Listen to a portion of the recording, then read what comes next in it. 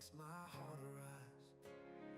Your love surrounds me like a warm embrace. In this moment with you, I find my place. You're my everything, my guiding light. In your arms everything feels so right. Every breath I take, none rero nakubwira ngo werekeje abantu bari kubisa aya imbaga nawe kubera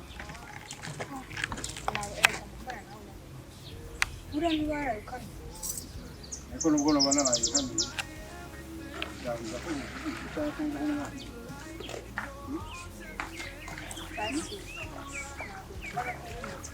samwe n'isaro kumutaye kumitaho neza sindi kukubona atuhize n'isuhugiye cyangwa n'akazi kenshi bagwanye aya wabibereye mu nzu basi iyo bagiye ubuza unganiriza ariko ndazi kuko urabizi ko boss yaje ntasange ari yakuri gate arazi ko kigira umujinya ubushize yaje asanga nibereye arasa niyo mpamvu mba ntinya ko mba ntazi igihe boss bari buzi yabo mpumu basi nzagenza nzajya bo mu mwanya tutuganira sibyo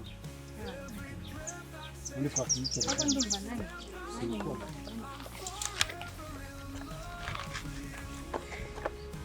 none isigaye ni ubundi narakubwiye ngo je ndifuza yuko igihe kitubereye ciza kuko bino tuzobivamo sibyo nta mpamvu yo guhora dukorera sibyo kandi icifuzo cyane nuko nje nawe tuzobuma nuko nje nawe twokwibana sibyo yego rega nanjye ndabishaka kandi cyane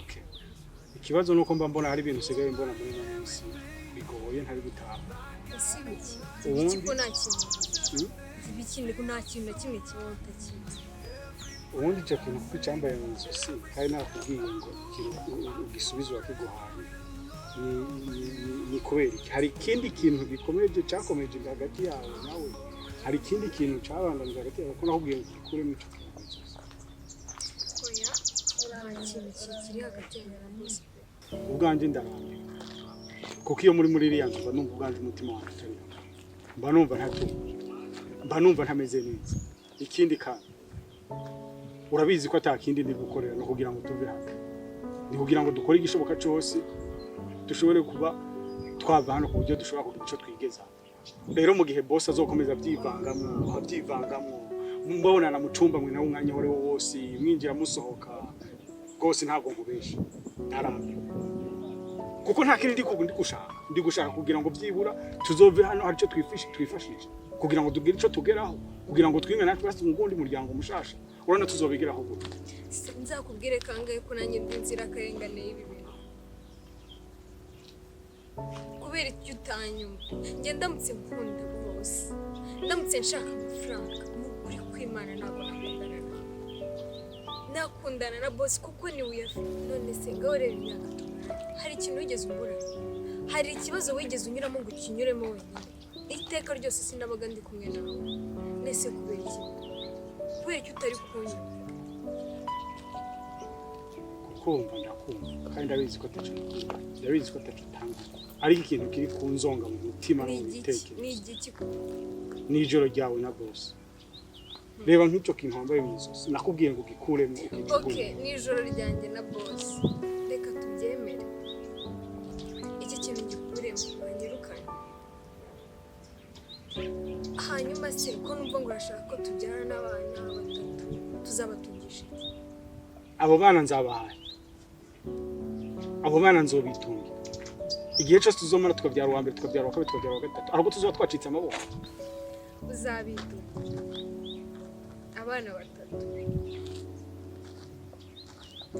hanyuma se ubundi njye usibye ko mbona ibintu gaceceka wowe indabo zawe na mabusha ko wigira ukuntu indabo zanjye na mabusha oya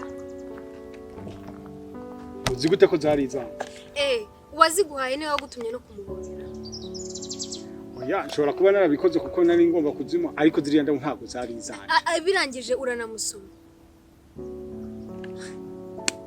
umusazi ikigoryi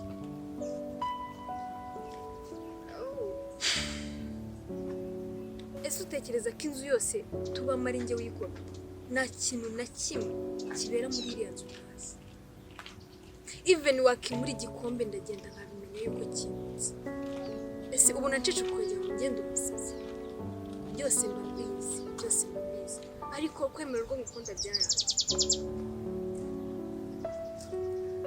Okay, tuve mu mpari, tuve mu guterana amajambo, ndashaka ko dukora ikintu kizima. Iki sino bitagenze gutya, sibyo? Byose ndabivamo kuko nta kindi noba nkirame. ese basi nkora iki? Ibintu byawe na boss ndashaka ko bihagarara, ndashaka kuva muri mood. Ibintu byawe na boss, amajoro yamwe na boss, buri gihe iyo mabuja yakoze shift ya nijoro, ndashaka ko bihagarara. Nimba ukeneye ko dukomezanya, tugakomezamo urugendo rwo twatanga.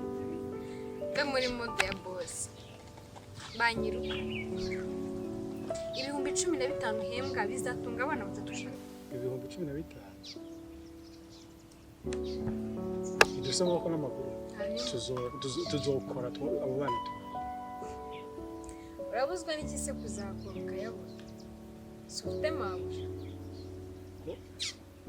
mabuja ese ko mbona uri kwitungurishwa, ko mbona uri kugira nkaho ibyo bintu nabyuze. Indabo wamuhobeye mwasomanye byose mba ndi kubibona nuko nyine nceceka kugira ngo ndebe ku basi urukundo rwanjye nawe rwagira ahantu rugera ariko ntabwo ubishaka, ntabwo wumva, ntabwo ureba, nta nubwo uri kubona ko twese njye nawe turi inzira karekare. Iki ibintu ntabwo byokomeza, ibintu ntabwo nabishobora. Patrick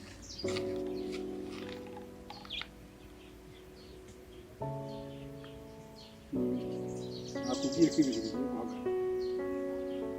Impamagaro byumva ko ibintu biri guhagarara kuko hariya nta n'icyo ndiko ndahakora. Umutima n'ibitekerezo byari biri kuri wowe, nari ndi kubona hari ahandi byinshi. Nari nagumye hariya kubera wowe. Umutima n'ibitekerezo byari biri kuri wowe, none ndi kubona wafashe izindi. Ubwo rero ngiye kuguhamagara. Patrick ndatwite.